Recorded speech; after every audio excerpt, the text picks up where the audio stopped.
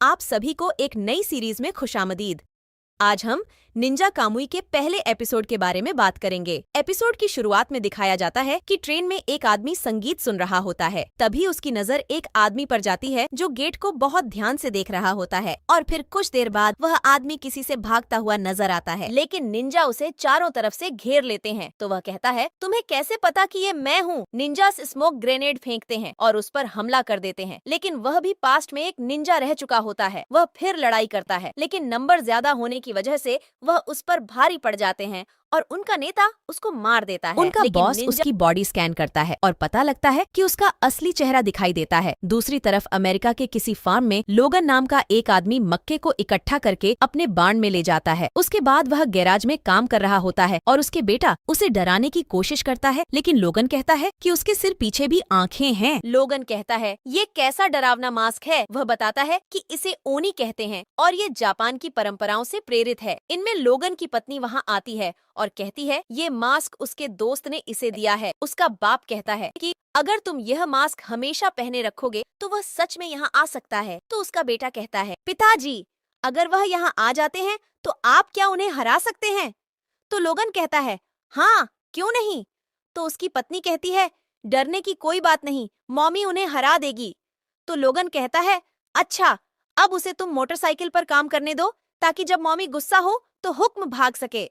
तुम उसकी पत्नी कहती हैं, उसे फिर से तुम्हारे कपड़े धोने पड़ेंगे, लेकिन डिनर के समय कृपया तुम घर आ जाना। उसके बाद वे न्यूज देख रहे होते हैं और उसमें एक हत्या की रिपोर्ट दी जा रही होती है। तो उसकी पत्नी पूछती है, क्या यह ओनी ने किया है? इतने में उनका बेटा वहाँ आ जाता है और कहता है, क्या ओनी ऐसा कर सकता है? लेकिन लोगन उसे बिस्तर पर सुलाने के लिए ले जाता है और कहता है कि अगर वह बर्थडे प्रेजेंट चाहता है तो उसे अच्छा बच्चा बनकर रहना होगा। उसके बाद मारी उससे कहती है कि जैसे इसका मर्डर किया गया है तो ये काम रीपर का लगता है, लेकिन लोगन कहता है, रीपर हमेशा अकेला काम करता है, तो तुम बेफिक्र हो जाओ। उसके बाद इसी तरह काफी दिन गुजर जाते हैं और वे एक सामान्य परिवार की तरह अपनी जिंदगी गुजार रहे होते हैं। लेकिन दूसरी तरफ रोज कोई न कोई मर्डर की खबर आ रही होती है। छोटे बच्चे की बर्थडे के लिए वे कैंप फायर लगाते हैं और केक काटते हैं और गाते हैं। वे अंत में हग करते हैं और आई लव यू कहते हैं। आधी रात को लोगन की आंख खुलती है और वह बिस्तर से उठने लगता है। मारी उसकी तरफ परेशानी से देखती है तो लोगन उसे तासाली देता है और नीचे जाता है, लेकिन जैसे ही वह नीचे जाता है तो उसकी खिड़की में निंजा खड़े होते हैं जो उस पर हमला करते हैं, लेकिन लोगन उन सभी को मार देता है। तभी ऊपर से आवाज आती है, डैडी। तो दोस्तों, वह फौरन ऊपर की तरफ भागता है, लेकिन निंजा पीछे से वार करता है और लोगन नीचे गिर जाता है। वह क्रॉल करते हुए ऊपर पहुंचता है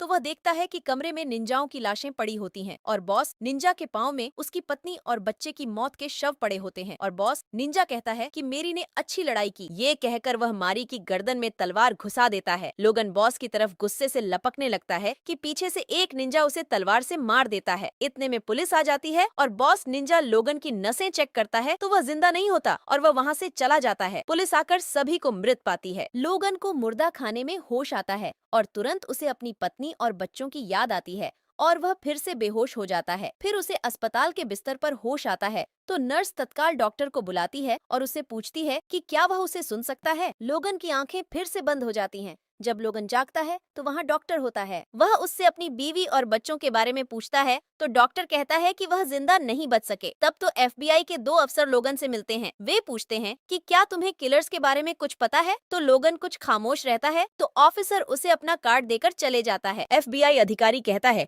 कि लोगन जरूर जानता है कि किलर कौन है, हमें बस उस पर नजर रखनी पड़ेगी। तो लोगन महिला अधिकारी के साथ छत पर व्हील चेयर पर बैठा होता है। एक स्टील की छड़ी निकालता है जिससे उसकी छिपी हुई ताकत बाहर आ जाती है और इतने में निंजा लोगन पर हमला कर देते हैं। लोगन बारी बारी सभी को मार देता है। लोगन निंजुत्सु इस्तेमाल करता है और उसके मुंह से काला धुंध निकलता है जो दुश्मन के दिल में डर डाल देता है और वे कुछ नहीं कर पाते। वह लिफ्ट में लड़ता हुआ नीचे के मंजिल पर जाता है जहां उसे बॉस निंजा मिलता है। तो बॉस निंजा कहता है कि तुम इतनी आसानी से नहीं मरने वाले। वे दोनों लड़ते हैं और लोगन निंजुत्सु इस्तेमाल करता है। काला धुंध बॉस निंजा को विचलित करता है और लोगन उसके शरीर में तलवार घुसा देता है और उस पर बार बार हमला करता है।